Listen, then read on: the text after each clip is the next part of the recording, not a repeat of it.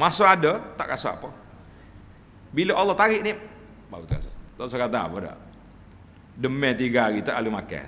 Berasa dah. Tunjuklah berapa dia pun. Nasi ayam pun tak lalu. Nasi oni pun tak lalu. Buat mari nasi arak pun tak jadi. Kalau tak demam, pantang jumpa.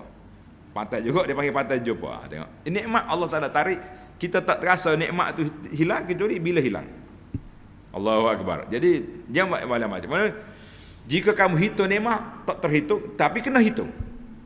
Barulah kita terasa aku duduk di bawah ihsan Allah Azza wa Jalla. Allah Taala yang beri kepada kita nikmat.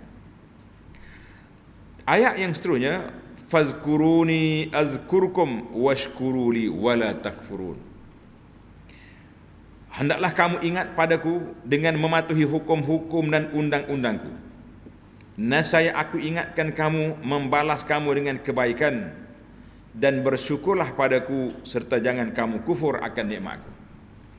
Surah Al-Baqarah ayat 152. Jadi ayat ini Allah suruh kita mula dulu. Jangan tunggu Tuhan beri dulu.